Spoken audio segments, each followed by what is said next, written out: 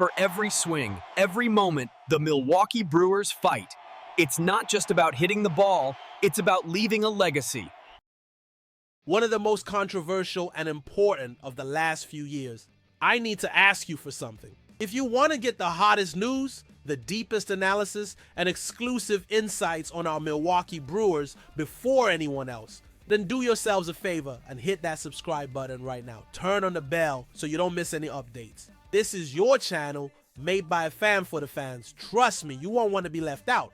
Okay, let's get down to business. Today I want us to go back in time. I want us to re-examine a trade that at the time shook our universe as fans. A decision that to many seemed like an act of surrender, a white flag in the middle of a heated divisional race. I'm talking, of course, about the trade that sent our elite closer, Josh Hader, to the San Diego Padres on August 1st, 2022. I remember that day like it was yesterday. The notification on my phone, the disbelief, the anger. We were in first place in the National League Central, and suddenly our cornerstone, the man who was synonymous with game over, was packing his bags for California. The general feeling, and I include myself in this, was one of betrayal. How could the front office, led by Matt Arnold, do this to the team and the fan base? It seemed like a purely financial move, a decision that sacrificed immediate success for the sake of salary savings, as Hader was approaching a massive free agent contract. Let's break down the package we received in return because it's crucial to understanding the full narrative.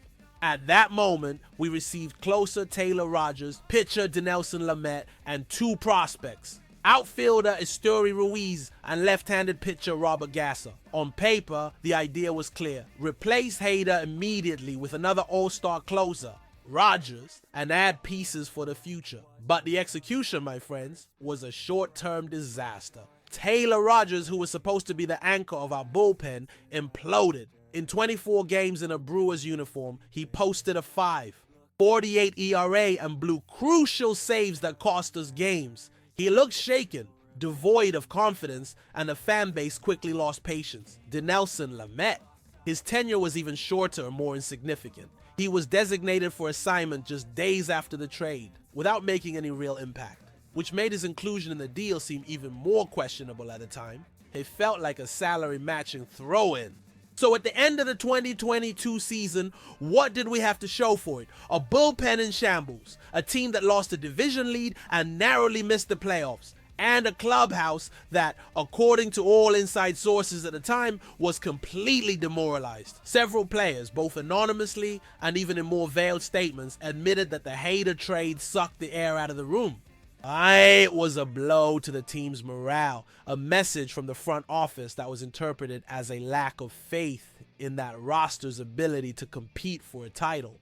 At that moment, the trade looked like one of the biggest strategic blunders in the franchise's recent history. Hader, meanwhile, helped the Padres reach the NLCS. The pain was twofold. Not only did we lose our best player, but we also had to watch his success elsewhere while we sat at home in October. The trade was universally panned. Analysts, fans, everyone agreed that Matt Arnold had made a huge mistake. It felt like we had traded a Rolex watch for a couple of lottery tickets and a broken timepiece. And for a long time, that was the undeniable truth. However, baseball is a game of patience, and the ramifications of a trade like this are rarely fully understood in just a few months. What seemed like an absolute disaster in 2022 slowly began to transform into something very, very different. It was the start of a chain reaction, a domino effect that the front office perhaps had envisioned all along, and which today places us in a position of continued dominance in our division. Now, let's fast forward and analyze what I call the Hader domino effect. The first piece to fall, and the most important one in the short term, was the rise of Devin Williams. With Hader's departure, Williams, our airbender, went from being the most dominant setup man in the league to the full-time closer. And he didn't just accept the challenge, he mastered it. Williams became a force of nature, winning the Trevor Hoffman NL Reliever of the Year award and establishing himself as one of the best, if not the best, closers in baseball. That transition was seamless and gave us a new bullpen pillar, a player at a much lower cost than Hader would have been. This was the first quiet victory of the trade. It opened the door for a new internal superstar to flourish in his destined role. But the genius of the front office, and here we must give credit to Matt Arnold, was to apply the same logic again. They saw Devin Williams' volume peak just as they had with HEIST. And before the 2025 season, they made another shocking move, but one that follows the same philosophy. They traded Williams to the New York Yankees at the height of his value. And what did we get for Williams? Caleb Durbin, a young, dynamic infielder with long-term team control.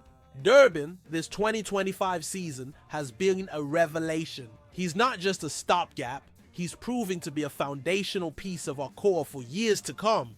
Think about it. The HEIST trade, which gave Williams the platform to shine, ultimately transformed directly into our new starting second baseman of the future. It's four-dimensional chess.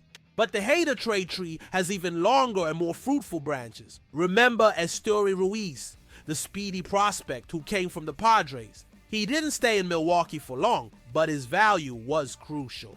The following winter, the front office used Ruiz as the centerpiece in a 3-team deal that brought us none other than William Contreras from the Braves. Yes, our all-star Silver Slugger winning catcher and arguably the heart and soul of our offense. Without Esteury Ruiz, who came in the HEIST trade, we would not have William Contreras. Stop and think about the impact of that.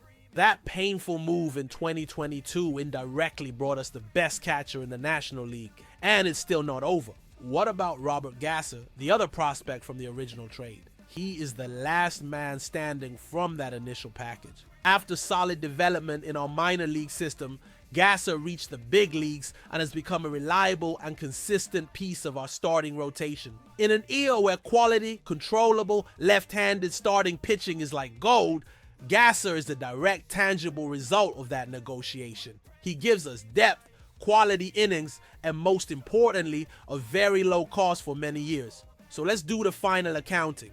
The Josh HEIST trade, which looked like a disaster in 2022, has transformed into the following. It gave Devin Williams the chance to become an elite closer, which in turn brought us our infielder of the future, Caleb Durbin. The trade also gave us the main trade chip, Ruiz, to acquire our MVP caliber catcher, William Contreras. And finally, it provided us with a solid, cheap starting pitcher for the rotation, Robert Gasser. Meanwhile, HEIST found success, signed a massive contract with the Astros, and remains a great pitcher. But the Brewers turned 1.5 years of an expensive closer into a core of young, talented, and controllable players who are the backbone of this team that is on the verge of winning its 3rd consecutive division title. Final analysis. The Josh HEIST trade was painful. It arguably cost us a playoff shot in 2022 and tested our faith in the front office. However, with the benefit of hindsight, it was a masterpiece of asset management. It was a courageous, unpopular, and long-term move that prioritized sustained success over a short-term gamble. Matt Arnold and his team played the long game, and the results are right there on the field every single night. Now, I want to hear from you, Brew Crew. Looking back now, knowing that this trade indirectly led us to Contreras, Durbin, and Gasser, and to this era of divisional dominance, do you think the Josh HEIST trade was a win for the Brewers? Did the front office make the right call, even though it was tough at the time? Leave your opinions in the comments below. I want to read every single one. And don't forget, for more analysis like this and for all the breaking Brewers news, subscribe to the channel and turn on notifications. This is your meeting point for everything about our team. Thanks for watching, and I'll see you in the next video.